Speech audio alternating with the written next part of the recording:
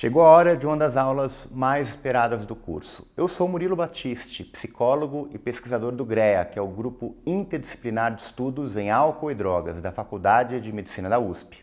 Estou aqui com o professor convidado do curso Álcool, Saúde e Sociedade, realizado pela USP por meio de sua pró-reitoria de graduação, para falar sobre ela, a famosa ressaca.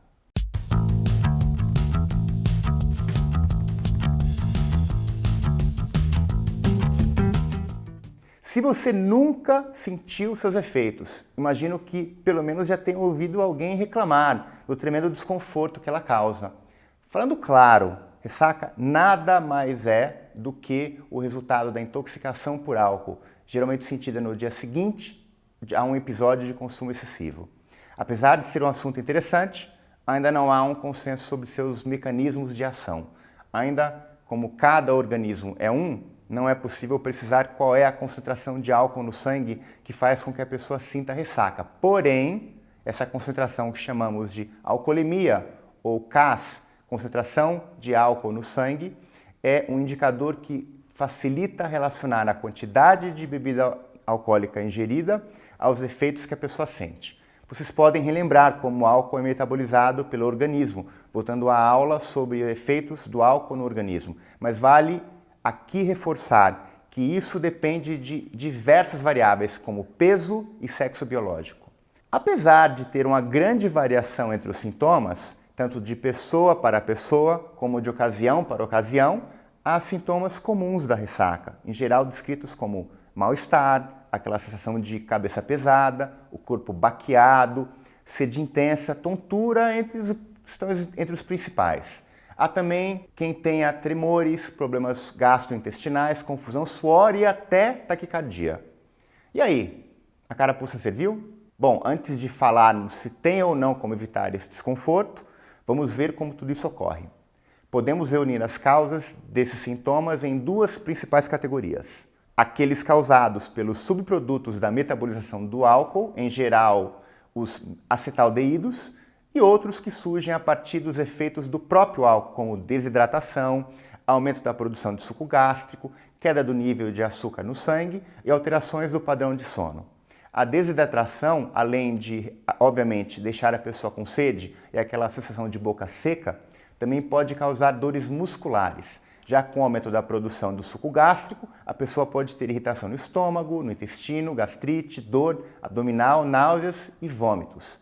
E nem todo mundo sabe, mas a queda de concentração de açúcar no sangue afeta o funcionamento cerebral, está associado ao cansaço e aquela mudança de humor típica de quem está ressacado. Já quando há alteração do padrão do sono, o relógio biológico é comprometido.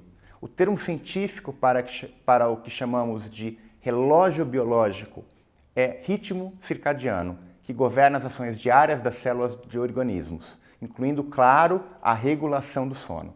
Sobre esse último aspecto, aproveito para reforçar que essa percepção de que o consumo de álcool ajuda a ter um sono melhor é falsa.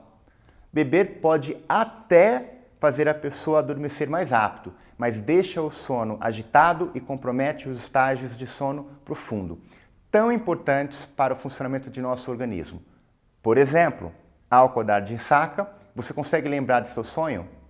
Guarde aí essa resposta, pois falamos sobre isso na aula de efeitos de álcool em curto prazo. Para quem já viveu os sintomas na pele, pode parecer redundante dizer que várias funções ficam prejudicadas quando se está nesse estado. Reflexo, concentração, memórias de curto e de longo prazo. Esse último é o gancho para falarmos de um outro tipo de ressaca, aquela pessoa chama de ressaca moral. Nesse sentido, o que seria moralmente comprometedor pode variar de pessoa para pessoa, claro. Dançar mais efusivamente na confraternização da turma do trabalho, por beber demais, pode causar arrependimento para algumas pessoas e para outras não. Mas estou falando especificamente do famoso "se eu não me lembro, eu não fiz". Aquelas mensagens enviadas de madrugada que a pessoa só lembra de ter mandado quando olha o celular no dia seguinte, a dúvida de como chegou em casa e por aí vai. Como já foi dito aqui no curso, isso tem nome, blackout alcoólico, e é tema da outra aula deste curso. Vale conferir. Agora, aquela parte que todo mundo sempre quer saber. E como eu curo essa maldita, doutor?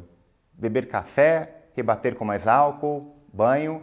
Sinto informar, mas em termos fisiológicos não existe receita milagrosa para curar a ressaca.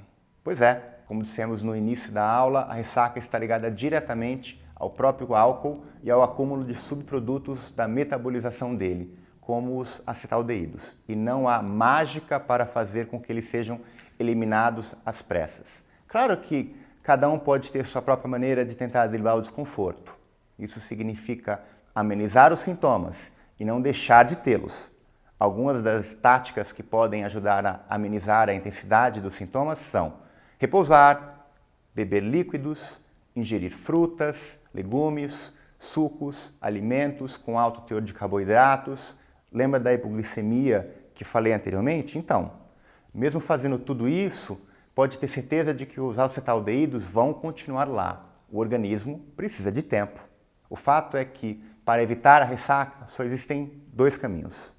Praticar a redução de danos, e aqui não falo apenas do famoso beba com moderação, mas beber água entre uma dose e outra de álcool, se alimentar antes, durante e depois do consumo e não misturar álcool com outras drogas, por exemplo. Ou simplesmente não beber em excesso, ou nem beber.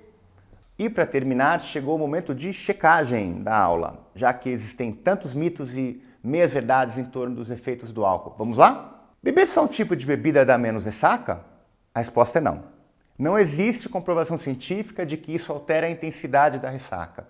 Como já falamos, ela está relacionada à concentração do álcool no sangue, ou seja, a quantidade de doses ingeridas de álcool, independentemente do tipo de bebida.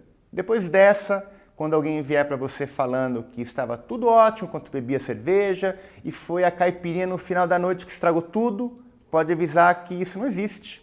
E foi ela que bebeu demais mesmo. Próximo. Bebidas de baixa qualidade podem dar mais ressaca? Sim, porque bebidas de má qualidade podem conter mais quantidade de congêneres, que são compostos quimicamente relacionados ao álcool, produzidos durante a fermentação alcoólica ou adicionados durante o processo de produção da bebida. Ainda que o etanol seja o maior responsável pela ressaca, como já foi falado ao longo do curso, os congêneres podem sim intensificar os sintomas da ressaca. Temos a aula de álcool ilegal também, que fala sobre as graves consequências desse tipo de bebida, que vão muito além da ressaca mais forte, ok? Me despeço pegando o gancho de uma outra aula do curso de novo. Muita gente acaba levando a ressaca, assim como fazem com o blackout alcoólico, na base da piada, como se fosse algo natural do consumo de álcool. Beber e ficar de ressaca é algo normalizado culturalmente. Bom, beber ao ponto de ficar intoxicado e sofrer as consequências no dia seguinte não soa muito engraçado, se colocado nesses termos, não acham? Entre adolescentes, por exemplo, um grupo considerado mais vulnerável ao uso nocivo de álcool, episódios recorrentes da ressaca estão associados a alterações neurológicas significativas. As respostas inflamatórias que ocorrem durante a ressaca, quando recorrentes, podem levar a adaptações neurais duradouras, que conferem risco para maior consumo de álcool e desenvolvimento de transtornos por uso de álcool, incluindo a dependência. É isso, pessoal. Ressaca não é piada. Se você tem mais de 18 anos e opta por beber, cuide-se e aproveite o dia seguinte numa boa. Obrigado por me acompanharem nessa aula e bom curso.